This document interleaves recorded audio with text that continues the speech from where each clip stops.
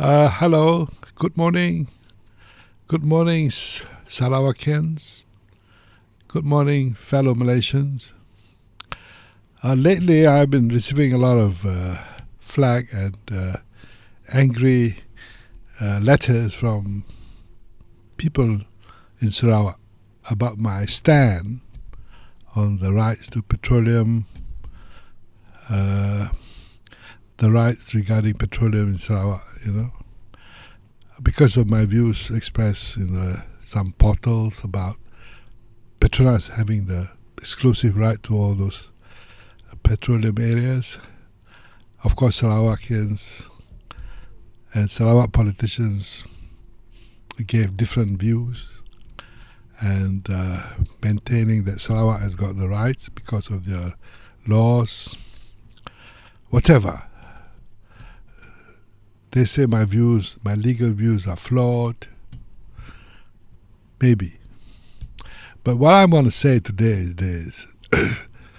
I gave my views simply because I wanted the matter to be resolved amicably. Remember, these are all personal views. I don't hold any brief for Petronas or for Putrajaya. Okay? These are all personal views. But the basic thrust of my argument is this. If you allow legal disputes to fester and to be prolonged, it then it will cascade, it will escalate to political differences. And that's not good. That's not good. I mean, already we heard the other day some member of State Assemblyman from Sarawak threatening the unity government on this issue of oil, of petroleum. And this is what I mean by let's keep it close, let's keep it brotherly, let's keep it civil, and discuss this and see how we can resolve the matter. You see, I'm all for equitable sharing of revenue. I'm all for that. And, of course, everybody has to start from their legal position. But if you discuss the matter in good faith and you see that perhaps the legal position, the strict legal position may not be so equitable or unfair to one or the other, then have a new arrangement. Have a new contractual arrangement. Or, if necessary, pass a new set of laws to address the deficiencies. Okay, that's what I mean. We cannot prolong this in a hostile environment. It will affect political stability. I mean, okay, Sarawak, they say it's a poor state. Yeah, I come from a poor state. I know what it's like. But sometimes poverty is not because of revenue alone. Sometimes there's a lot of money there. But if the leaders or former leaders had taken the bulk of it, the state will be poor. It can happen anywhere. It can happen in Sarawak, it can happen in Kelantan, anywhere. But the point I want to make is that to address the poverty of the people, Sarawak has only 3 million people. There's a lot of resources, so it should not be a great concern how to address the poverty there.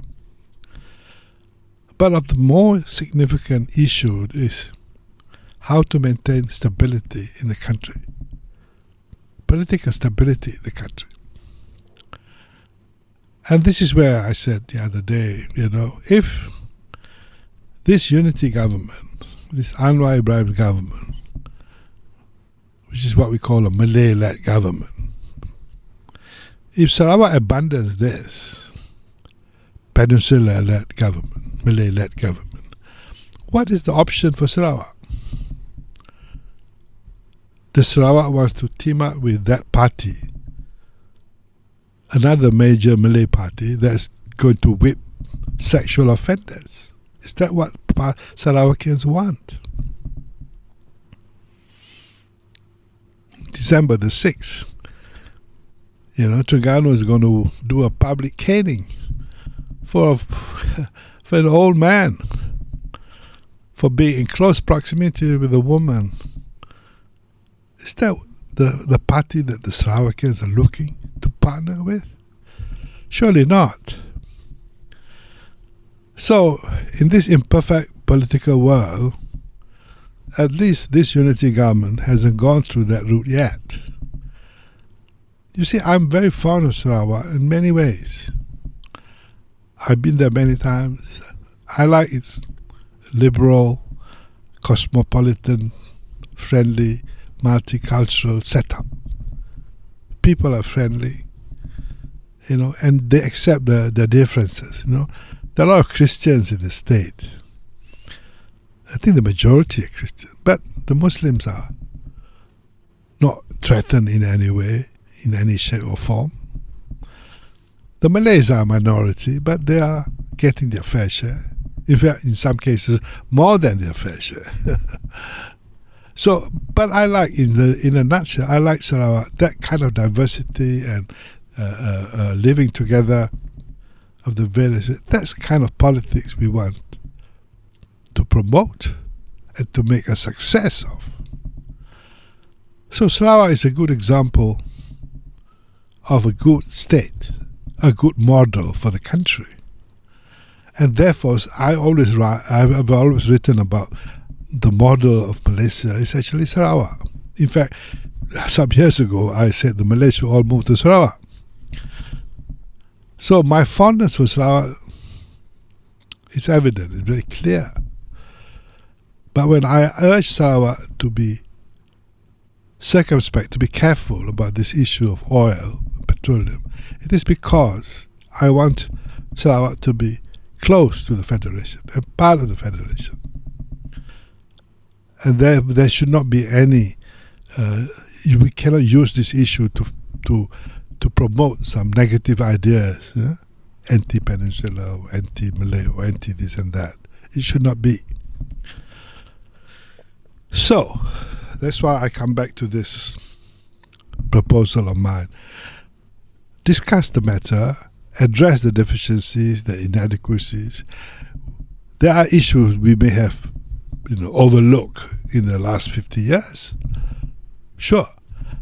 But the objective of having a fair, good model for the exploitation of oil in Sarawak waters and in Malaysian waters is very critical. It's very important.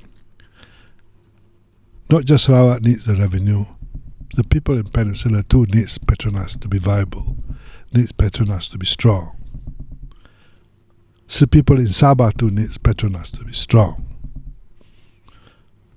So in any shape or form, we have to come to an agreement that will make sure there will be equitable, fair sharing of these resources. Finally, I want to show you, I'm not going to get involved in any more argument about this in public. As I said, I did it because I wanted to kind of provide the pathways to resolution of this, if it is possible. It is not my intention to aggravate. It is not my intention to complicate it. It's not my intention to ridicule Sarawak's position or being disrespectful of Sarawak's position. My interpretation of the law may be flawed, but it may be correct too. So let's leave it at that, and I wish you all well, and I hope to be able to talk to you again soon. Thank you very much.